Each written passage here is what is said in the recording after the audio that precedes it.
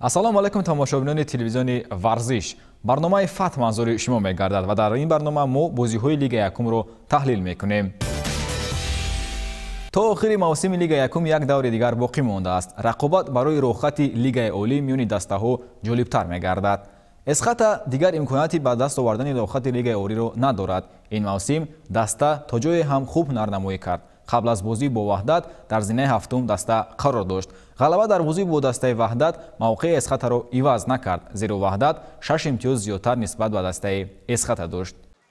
вохӯрии дастаҳои эсхатаи Хуҷанд ва Ваҳдати ноҳияи Ваҳдат дар даври 25-уми чемпионати Тоҷикистон оид ба футбол байни дастаҳои Лигаи Якум ки дар варзишгоҳи Спартаки шаҳри Хуҷанд баргузор шуд, бо пирӯзии соҳибони майдон футболбозони дастаи эсхата анҷом ёфт. дар дақиқаи 14-уми дидор соҳибони майдон дар назди дарвозаи худ қоидаи бозиро вайрон карданд ва зарбаи ҷаримавии 11 метраро бозингари рақами 7 тими Ваҳдат Авуку Колеб ба ҳадаф расонид. дар дақиқаи 3-юми ба қисми аввали бозӣ илова шуда, Боҳирҷон Сангинбоев бозингари рақами 9 дастаи эсхата ҳисобро баробар кард. қисми дуюми вохӯрӣ бисёр ҷолибу тезу тунд идома ёфт. дар дақиқаи 85-уми вохӯрӣ меҳмонон қоидаи бозиро дар ҷаримагоҳи худ вайрон карданд ва зарбаи ҷаримавии 11 метраро бозингари рақами 7 дастаи эсхата Икром Каримҷонов ба дарвозаи Ваҳдат зад. бинобар қоидаситезӣ дар дақиқаҳои 85 ва 88-уми дидор бозингарони дастаи Ваҳдат Бенҷамин Асомаох ва Авуку Колеб бо корти сурх муҷозот карда шуданд.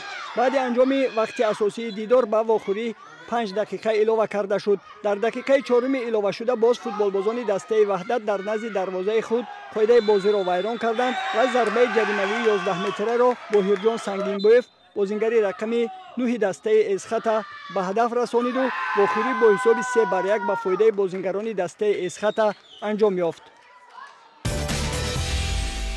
дӯстӣ, Исфара ва Шоҳмансур ин дастаҳое ҳастанд ки барои бақо дар Лига Якум талош доранд. дар давраи охир ба ин дастаҳо имтиёзҳо хелом зарур аст ва ҳар як имтиёз метавонад онҳоро аз рафтан ба Лигаи дуюм дуртар кунад. дар даври 25-ум Дӯстӣ бо Исфара дидор анҷом дод.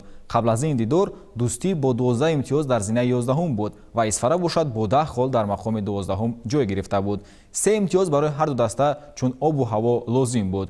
футболбозони Исфара дар ин рақобати мушкили худ тавонистанд ки Дӯстиро дар сафар мағлуб намоянд ва ба зинаи 11-ум бароянд. равшан дар ҳафтаҳои охири Лига Якум натавонист ки соҳиби имтиёзҳои зарурӣ бигардад. даста дар 3 бозии охираш аз Парвоз, Фаисканд ва Душанбе 83 мағлуб гардид.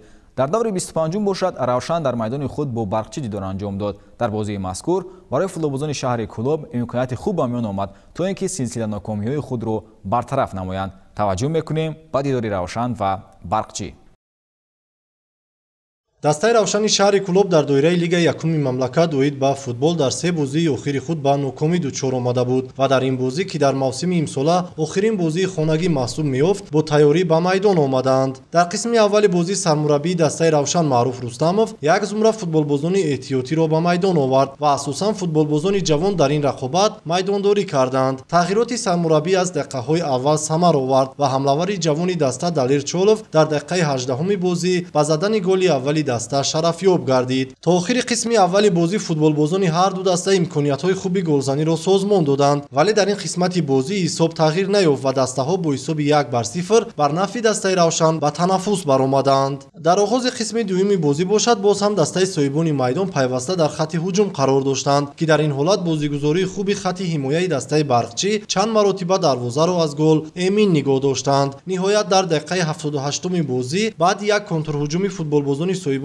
майдон бо партофти нимҳимоятгар Ҳасан Рустамов ба Далер Чолов муяссар гардид ки голи дуюми худро дар ин бозӣ ба самар расонида дастаи равшанро бо ҳисоби 2-0 ба пеш бароранд. дар дақиқаҳои охири бозӣ бошад боз ҳам Ҳасан Рустамов тавонист ки баъди як тӯбравоӣ ба задани голи сеюми даста шарафёб гардида пирӯзии дастаро бо ҳисоби 3-0 таъмин намоянд. ҳамин тариқ дастаи равшан дар бозии охирини хонагии худ тавонист ки бо ҳисоби калон ғалаба ба даст оварда мухлисони худро шод намоянд.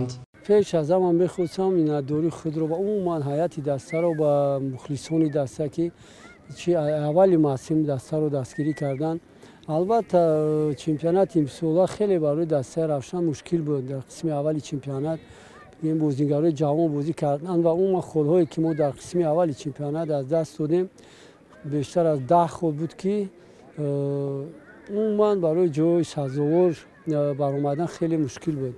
در باره بازی امروزه گفتنی هم که البته اول بازی برتری دسته ما روی بازی هم معلوم بود و عموما حریف امروزه ما که دستای می باشن که در دستای نورسانی دستای اکچین بازی میکنن و عموما تجربه کم هم داشتن. برای فکر میکنم چون این بازی ها برای این دسته در آینده در کار است. بازی از اول چخلی که گفتیم ما بسیار در خط هجوم البته بسیار کوشش غیرت زیاد داشتیم. در قسم اول میتونستیم که حساب بازی رو دوچند کنیم و عموما چی بازی بچه‌ها و عموما حساب بازی من همچون مربی روزی هم بازی ما امروز با دسته روشن کلوب بود. خیلی دسته روشن کلوب دسته تجربهش بسیار میباشد. در لیگ عالی چندین سال هم برآمد کرده است. این سال آنها از دسته ریگر تا دست در دور دیو موسم بسیار بازیگران تجربهشان بلند از لیگ عالی به لیگ یکم آمدند. ما این روز رفتی بازی برابر بود. ما از مومنت‌های خود استفاده نبردیم.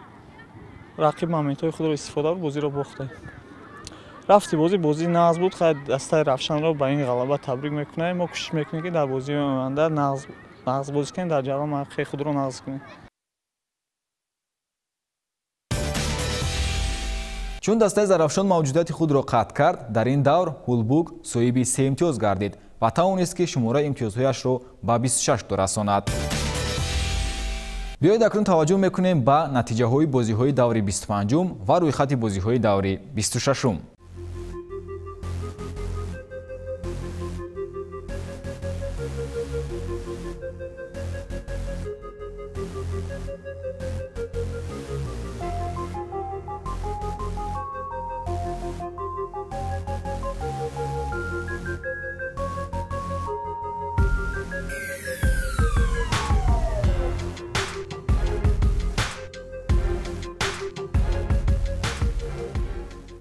در جدول لیگ یکم باشد دسته ها در چنین موقع ها قرار دارند.